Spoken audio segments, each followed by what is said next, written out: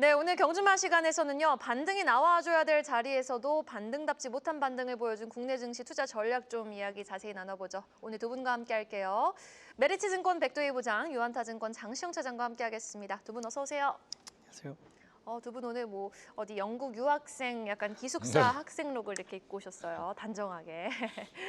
자, 그런데 시장을 보면 좀 마냥 웃지 못할 좀 시장 흐름을 보여주고 있는 상황입니다. 오늘 아침 일찍 삼성전자 실적이 발표됐는데 어닝 서프라이즈를 기록했음에도 불구하고 코스피 지수가 상승폭을 많이 반납을 하면서 거래를 마쳤거든요. 일단 삼성전자 실적 분석부터 우리 백도희 부장님께 들어보겠습니다. 네. 이제 삼성전자 같은 경우에는 이제 매출 79조 오늘 발표했는데요. 작년 동기 대비 거의 10% 가까이 증가했다. 이렇게 생각하시면 될 것 같고 분기 기준으로 본다라고 했을 때 작년 3분기 거의 최대치였는데 그때 육박하는 수준이다. 이렇게 생각하시면 될 것 같습니다. 영업이익은 6조 6천억을 기록했는데요. 이 부분이 좀 놀랐습니다. 시장 전망치를 33.5% 상회하는 수준으로 내놨다. 이렇게 생각을 하시면 될 것 같아요. 이제 시장에서 많이 이제 추측을 하는 부분은 아무래도 이제 세세한 부분 안 나왔으니까요. 부분은 아무래도 이제 D램 쪽도 좀 굉장히 좋았고 갤럭시 S25가 판매가 너무 호조를 이뤘기 때문에 이 부분에 있어서 굉장히 좀 큰 영향을 받았다 이렇게 생각들을 하시는 것 같아요. 제가 생각을 할 때는 이제 1분기 실적에서 갤럭시 25의 영향이 상당히 컸다라고 저도 그렇게 생각을 하고 있고 이 부분은 아무래도 2분기 가면서 이제 줄어들 수밖에 없다. 그렇게 보시면 될 것 같습니다. 따라서 삼성전자의 입장에서는 실적을 방어하기 위해서는 메모리 반도체가 상당히 중요한 상황이거든요. 따라서 이제 메모리 가격의 인상이라든지 이런 올라가 있는 그 부분을 이제 유지하기 위해서는 아무래도 이제 가동률을 좀 조정할 가능성이 있다. 그래서 설비 투자도 약간 좀 보수적으로 할 가능성이 있다. 저는 그렇게 생각하고 있습니다. 네, 알겠습니다. 그런데 오늘 주가 흐름을 보면은 5만 5천 원도 회복을 했던 주가가 끝에 가서는 이제 5만 3천 원대로 내려오면서 답답한 박스권 등락을 좀 보여줬습니다. 자, 삼성전자 오늘의 어닝 서프라이즈 이벤트는 단순 이벤트로 지금 끝이 날까요? 아니면 어떻게 좀 흐름이 이어질지 보시는지 장시호 사장님이 말씀해 주실까요? 일단 뭐 삼성전자 서프라이즈가 사실 시장의 트리거가 되기에는 지금의 관세 관련 그 영향이 너무도 좀 큰 상황인 것 같습니다. 그러니까 어제 사실 LG 에너지솔루션의 실적 발표가 있었습니다. 굉장한 서프라이즈가 나왔는데 그게 또 2차 전지 업종의 상승 트리거가 되지는 못했거든요. 그러니까 그런 거랑 똑같은 것처럼 아직 시장이 이 중국과 미국 두 나라의 어떤 폭주 기관차가 이 서로 반대편에서 같은 방향을 향해서 이렇게 조금 맞부닥치려고 하고 있는 상황이거든요. 그래서 어떤 식으로 시장의 모습이 전개될지는 모르는 상황이기 때문에 단순하게 1분기의 어떤 시장 서프라이즈가 시장의 어떤 전반적인 상승 트리거가 될 수 있다고 단정 짓기는 조금 무리가 있어 보인다라고 좀 생각을 하고 있고, 다만 이제 일부 외국계 창구에서 쇼크오버가 좀 들어오는 모습이 오늘부터 보이기 시작은 했습니다. 그런 부분들은 고무적인 상황이긴 합니다만 저는 개인적으로 오늘 밤 또는 내일 오후까지 중국을 비롯해서 다른 어떤 미국이 상호관세를 부과했던 그 다른 국가들이 어떤 식으로 협상안을 제시를 하고 미국이 그 부분들을 어떻게 받아들는지 이런 부분들을 보시면서 시장의 분위기를 좀 더 냉정하게 판단해 봐야 되는 시기가 아닌가라는 좀 생각을 하고 있습니다. 지금 같은 시장 같은 경우는 사실은 금융위기나 어떤 뭐 코로나 시기 때처럼 시스템 리스크는 아닙니다만 사실 시스템 리스크가 오게 되면 정부가 적극적으로 개입하면서 V자 반등이 있을 수 있단 말이죠. 부양책이라든지 이런 부분들이 나오면서. 근데 지금은 사실 정부가 적극적으로 개입하기는 힘든 상황이기 때문에 앞서 말씀드린 대로 관세 정책이 어떻게 흘러가느냐에 따라서 시장 반등이 여기가 바닥일 수가 있고 또는 추가적으로 변동성을 확대하면서 더 하락할 수도 있기 때문에 조금 냉정하게 바라보실 필요가 있다라고 다시 한번 좀 말씀드리겠습니다. 네, 어제 우리 미국장에서도 봤잖아요. 변동성이 트럼프 말말말 한마디에 어마무시한 상황입니다. 계속해서 우리는 매크로적인 이슈를 좀 팔로우업 해볼 필요가 있다라고 말씀해 주셨고, 자, 그렇다면은 반도체 지금 이렇게 관세 부담이 리스크로 상존하고 있는 가운데 메모리 가격 살아난다고 하죠. HBM 같은 경우 하이닉스 공격적으로 지금 뛰어들고 있고 삼성전자도 올해 안에 3E 퀄 테스트 좀 통과 소식 나오지 않을까라고 교수님이 또 앞전에서 말씀을 해주셨는데 삼성전자 하이닉스 투자 전략 어떻게 가져가면 좋을까요? 네, 이제 좀 아이러니하게도 이제 트럼프가 이제 관세로 글로벌을 때리니까 사실 이제 각국들이 방어를 하기 위해서 이제 재정 정책 돈을 풀고 있다라는 거죠. 금리도 인하를 해서 유동성도 풀고 있는 그런 상황입니다. 이런 부분들이 아무래도 이제 글로벌 소비단에 영향을 좀 주고 있기 때문에 이런 소비랑 좀 약간 밀접한 관계가 있는 디램, 그러니까 커머더티 디램 같은 경우에는 가격적으로 계속해서 우상향하고 있는 그런 흐름이 나오고 있다, 이렇게 생각하시면 될 것 같습니다. 뭐 옆에 나라 뭐 중국을 본다라고 하더라도 이구안신 같은 경우에 1,500억 위안을 잡았다가 이걸 더블업 해가지고 3,000억 위안으로 얘기를 했거든요. 이런 영향에 따라서 커머디티 디램 가격은 지속적으로 우상향할 가능성이 있다. 저는 그렇게 생각을 하고 있습니다. 그렇게 본다라고 했을 때는 이제 이런 커머디티 디램 캐파를 가장 많이 가지고 있는 삼성전자가 가장 큰 수혜가 예상이 된다. 저는 그렇게 생각을 하고 있고요. AI 쪽도 그래요. 뭐 이제 뭐 여러 가지 관세로 인해서 이제 좀 시끄럽긴 하지만 여전히 이제 미래 혁신 기술이라고 할 수 있죠. AI 쪽에 대해서 패권을 잡기 위해서 이제 미국과 중국이 굉장히 격하게 지금 인프라 투자 경쟁을 벌이고 있는 그런 상황이고 이 글로벌 많은 국가들도 다 참전하고 있는 그런 상황입니다. 따라서 AI 반도체가 살아난다라고 했을 때 아니면 그냥 우상향이 유지된다라고 했을 때는 당연히 여기에 들어가는 HBM도 나쁘지 않다. 저는 그렇게 생각을 하고 있습니다. 그렇다라고 했을 때는 당연히 SK하이닉스가 좋긴 하겠지만 저는 사실 이제 삼성전자를 보고 있어요. 왜냐하면 삼성전자 같은 경우에는 이제 HBM 단에서 이제 SK하이닉스한테 좀 밀렸던 그런 부분들이 있는데 제가 봤을 땐 전여영 부회장이 이제 HBM3E를 들고 엔비디아로 직접 캐리해서 가서 이제 네. 검사를 받았단 말이에요. 네. 굉장히 열정이 있잖아요. 이거는 자신감의 표현 아닌가 저는 그렇게 생각을 하고 있고요. 네. 그런 부분들이 아마 2분기 말에서 3분기 초에 이제 퀄 테스트 통과하면서 현실화될 가능성이 있다라고 저는 생각을 하고 있고 두 번째는 소캠이죠. 소캠 같은 경우에도 이제 엔비디아가 이제 칼을 갈고 지금 준비하고 있는 그 부분인데 이 부분도 사실 LPDDR을 베이스로 해서 이제 쌓는 거거든요. 근데 LPDDR 쪽에 가장 기술력이 높은 회사는 삼성전자입니다. 그래서 소캠 쪽도 저는 삼성전자가 굉장히 좀 주도권을 질 거라고 저는 생각을 하고 있어요. 그래서 이제 턴어라운드 관점에서 본다라고 했을 때 삼성전자가 좀 더 매력적이지 않을까? 저는 그렇게 생각을 하고 있고요. 그리고 많은 사람들이 이제 SK 하이닉스한테 너무 밀리다 보니까 좀 완전히 뭐 이제 양치기 소년으로 이제 전략을 하면서 밸류단으로서 상당히 좀 내려와 있는 그런 상황이다. 이렇게 보시면 될 것 같고 그런 측면에서 본다라고 했을 때도 매력적이다. 저는 그렇게 생각을 하고 있습니다. 추가로 잠깐 좀만 더 말씀을 좀 드리자면 삼성전자의 이재용 회장님 같은 경우에는 지금 2심도 이제 무죄로 나왔지만 상고심이 또 이제 들어갔기 때문에 5월에서 한 6월 정도에 이 결과가 나올 거란 말이에요. 근데 이 결과가 나오기 전 예전에는 2심 판결이 나오기 전까지는 굉장히 좀 뭐랄까 어떤 대외적인 활동을 최대한 자제하는 그런 모습을 보였는데 지금은 약간 상고심을 기다리면서 어느 정도 이제 활동을 하고 있는 그런 단계입니다. 그리고 지금 삼성전자의 현금을 지금 본다라고 했을 때 100조를 가지고 있어요. 상당한 돈입니다. 그리고 순현금 자산만요? 네, 맞습니다. 네. 그래서 현금 100조를 가지고 있고 여기다가 이제 그 2심 무죄 판결이 나왔을 때 이제 이재용 회장님께서 이제 스타게이트의 주역들을 만났어요. 손정희라든지 샘 알트먼을 만나고 그러고 나서 지금 삼성전자의 내부를 약간씩 변경을 하고 있는 그런 단계라고 생각을 하시면 될 것 같습니다. 이런 모든 퍼즐들을 맞춰본다라고 했을 때 제가 생각할 때는 삼성전자의 시간이 좀 올 것이다. 저는 그렇게 생각하고 있고요.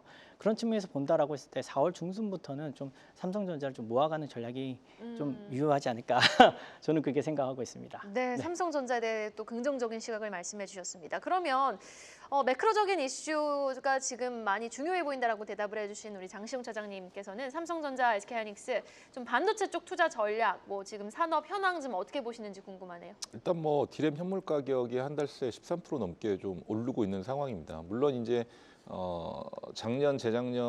재작년에 조금 오르다가 고점을 형성하고 좀 플랫하게 유지를 하다가 빠졌던 부분들이 다시 올라오는 상황이긴 하거든요. 근데 현물 가격 자체는 대리점을 통해서 일시적으로 이루어지는 거래 가격입니다. 그러니까 통상 뭐 4달에서 6달, 그러니까 4개월에서 6개월 후에 기업 간 거래 가격인 고정 가격 거래에 좀 수렴하는 경향이 있는데 이게 이제 시장의 선행 지표로 좀 여겨지는 경우가 좀 많습니다. 그렇기 때문에 최근에 어떤 가격 상승 같은 경우는 중국의 어떤 이구안신 정책이라든지 또 미국의 관세 시행을 좀 앞두고 메모리 출하를 뭐 본격적으로 좀 늘린 부분도 있기 때문에 그런 증가 등이 맞물려서 가격이 좀 오른 것으로 보여지는데 실질적으로 디램의 어떤 수요라든지 이런 부분들은 작년, 재작년부터 계속해서 얘기는 했지만 가격이 빠졌지만 다시 올라간 부분들에 대해서는 굉장히 좀 고무적인 상황이다라고 좀 우리가 정리를 해볼 수가 있을 것 같고요. 주요 메모리 업체들도 디램 가격의 어떤 인상을 좀 추진을 하고 있습니다. 마이크론도 채널 파트너사의 디램 일부 제품군의 가격 인상 계획을 좀 발표를 했고, 삼성전자 역시도 메모리 칩 가격 인상 방안을 추진하겠다라고 얘기를 했습니다. 하이닉스는 사실 유연하게 대응을 하겠다라고 얘기는 했지만, 어쨌든 HBM의 어떤 비트 수요 증가, 그다음에 생산 능력을 줄이지 않고 어느 정도 유지를 하고 또는 추가적으로 더 늘렸던 부분들에 있어서 디램 시장 규모 자체가 올해는 작년보다 30% 넘을 것으로 좀 기대를 하고 있거든요. 물론 지금 관세라든지 이런 어떤 시장의 어떤 매크로적인 노이즈나 이슈 때문에 이런 부분들이 좀 묻혀 있긴 하고 수요라든지 이런 부분들이 조금 줄어들 수는 있을 수는 있습니다만, 잘 마무리된다고 했었을 때는 저도 백두희 부장님처럼 2분기가 시작되는 시점부터는 사실 성수기로 진입을 하는 상황이거든요. 그러니까 그 시작 시점에서부터는 디램 가격이 여기서 조금 더 올라지고 또 수요라든지 이런 부분들이 앞서 말씀드린 것처럼 조금씩 HBM의 기인해서 또는 일반적인 어떤 레거시 디램 수요도 계속해서 좀 늘어난다고 한다면 삼성전자 하이닉스는 지금 가격대 정도에서는 충분히 좀 매력적인 가격대가 아닌가라는 좀 생각을 하고 있습니다. 네, 알겠습니다. 자, 그러면 오늘의 시장 얘기를 좀 해보도록 하겠습니다. 오르긴 올랐지만은 상승폭을 대부분 반납한 코스피 지수, 그리고 코스닥은 알테오젠과 ABL 바이오를 중심으로 그래도 코스피 대비 선전한 모습을 보였는데, 자, 오늘장 어떻게 좀 총평을 해주실 수 있는지 백두희 부장님께 여쭤볼게요. 네, 뭐 아무래도 이제 낙폭 과대라든지 이제 저가 매수세 유입으로 해서 반등을 약간 시도하긴 했지만 미미했습니다. 네, 미미한 건 당연한 것 같아요. 이제 지금 현재 시장이 빠졌던 그런 부분들은 뭐 자연스러운 경제적인 현상이라고 보긴 좀 어렵고, 트럼프라는 인물이 관세를 가지고 인위적으로 때린 부분에 의해서 좀 이제 비탄력적으로 지금 시장이 변했다, 이렇게 생각하시면 될 것 같아요. 쉽게 설명을 드리자면 이제 테니스 공을 좀 높은 데서 이렇게 떨어뜨리면 이렇게 반등이 좀 세게 나오잖아요. 우리가 이제 데드캣 바운스라고 해서 어느 정도 반등은 나오는데, 지금 떨어뜨리는 건 약간 당구공 같은 느낌이에요. 그러니까 이게 탄력성 굉장히 떨어진다, 이렇게 생각을 하시면 될 것 같고, 이렇게 떨어진 상황에서 저는 옆으로 횡보할 가능성이 굉장히 높다. 네. 저는 그렇게 생각을 하고 있습니다. 아무래도 이제 트럼프 대통령 같은 경우에는 지금 1기 때와 다르게 2기 때는 지금 약간 양호한 경제 상황을 바탕으로 해서 전선을 갑자기 확대를 확 했고 굉장히 무리한 관세를 매겼거든요. 이런 부분에 의해서 반발로 지금 들어오는 부분들이 상당하고, 이런 부분들이 제가 생각할 때는 2분기까지는 이어질 가능성이 높다라고 저는 생각을 하고 있습니다. 다만 이제 옆으로 횡보한다라고 생각을 한 이유는 아까도 말씀 좀 드렸지만 탄력적이지 못해요. 하지만 이 거래일 동안 10% 정도 빠졌다라는 거는 굉장히 역사적으로 별로 없는, 흔치 않은 그런 사례고, 제가 생각할 때는 어느 정도 공포심들이 다 녹아져서 이제 프라이싱이 됐다라고 저는 생각을 하고 있거든요. 따라서 여기서 추가적으로 떨어진다라기보다는 옆으로 횡보할 가능성이 높다. 저는 그렇게 생각을 하고 있습니다. 네, 알겠습니다. 앞으로도 좀 당분간 박스권 등락이 좀 지속될 것 같다라고 말씀해 주신 가운데, 지금 일본 니케이 지수는 오늘 6% 급등 마감을 했거든요. 그런데도 불구하고 우리 증시가 이렇게 힘이 빠지면서 마감을 했다는 거는 바로 외국인의 매도에서도 그 이유를 좀 찾아볼 수 있을 것 같습니다.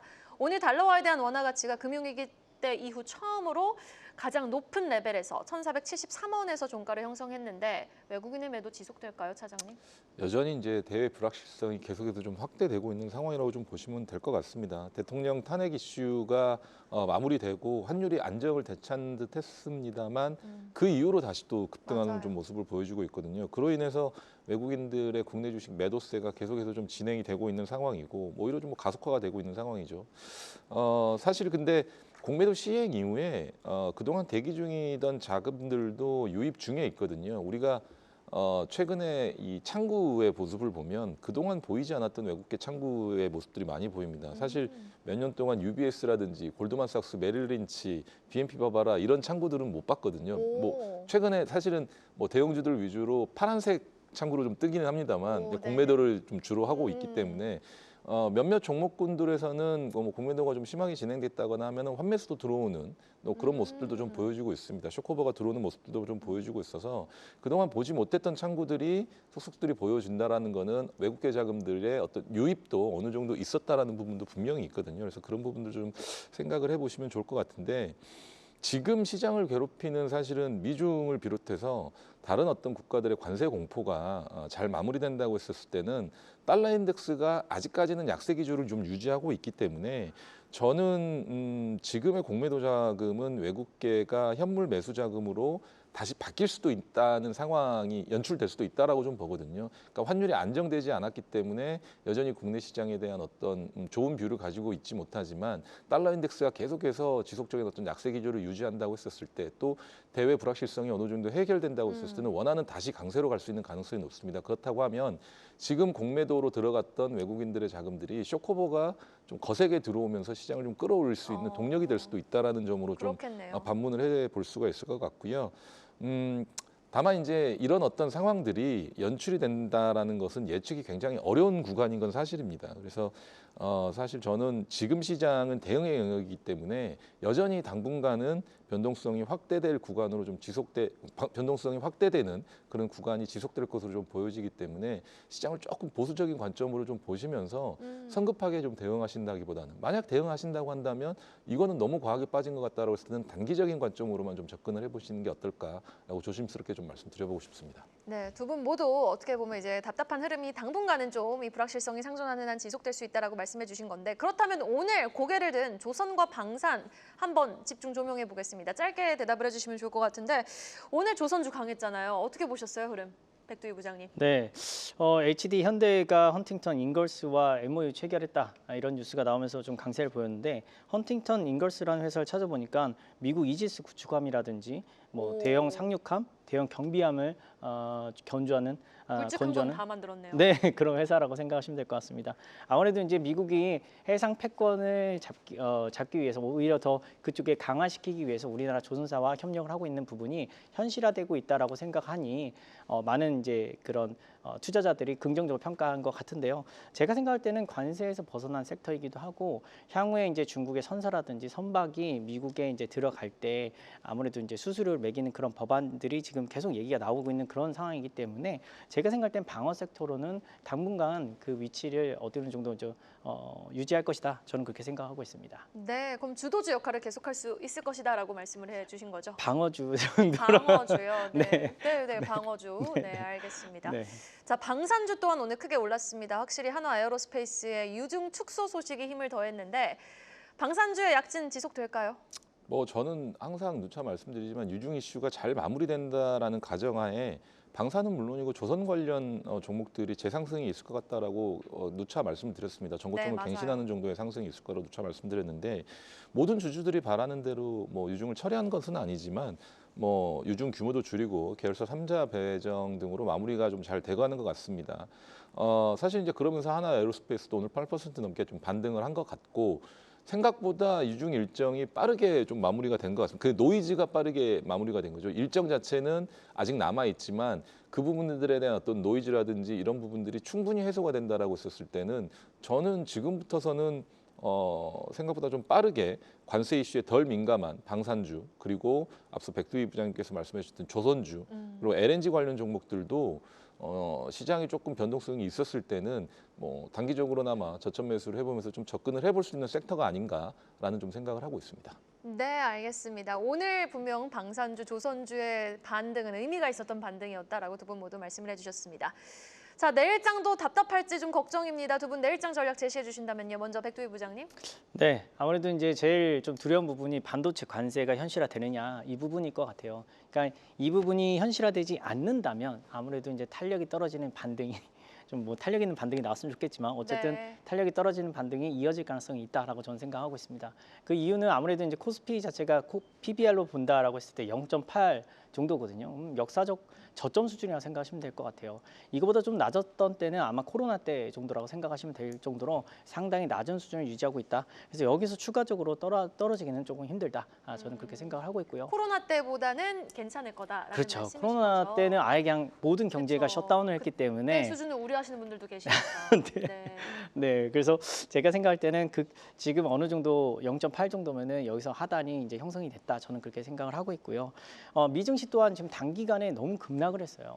10%대 급락을 했다라는 그 부분은 예전에 이제 블랙 먼데이 때라든지 아니면 금융 위기 때라든지 아니면 코로나 때라든지 이런 굉장히 특수한 상황 빼고는 거의 없었던 상황이었거든요.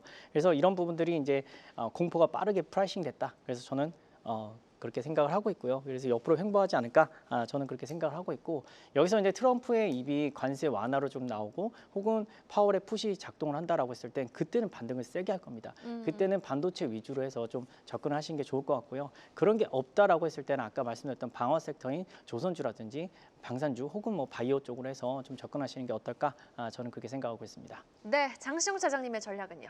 일단 V자 반등이 없을 것 같다라는 부분은 앞서 말씀을 드렸었고 그렇다고 한다면 14일 오늘의 상승 또 어제의 미국 시장의 상승 정도가 바닥권 상승이라고 예견하기는 조금 어려워 보입니다. 네. 그렇기 때문에 트럼프의 말 한마디 또 각국의 관세 협상 등이 어떤 식으로 진행이 되느냐. 만약 중국이 오늘 밤에 불복하지 않고 또 한번 강하게 강경 자세로 나온다고 한다면 또 내일 오후에라도 강하게 강경 자세로 나온다고 한다면 2차 하락에 대한 대비도 저는 어느 정도 해줘야 될 수도 있다라고 보거든요. 근데 그 부분이 물론 큰 폭의 하락으로 추가적으로 계속해서 추세를 가지고 하락한다는 부분보다는 변동성이 확대되는 구간이 분명히 다시 한번 있을 수도 있기 때문에 그런 부분들을 좀 생각을 하셔서 오늘 미국 시장이 내일 우리 시장과 아시아 시장 전반에도 영향을 미칠 것으로 좀 보여집니다. 그렇기 때문에 여전히 시장은 단기적으로 보수적인 관점으로 좀 보시면서 매매를 하시더라도 단기적인 관점으로 좀 접근을 하셔라라고 좀 당부를 드리고 싶습니다.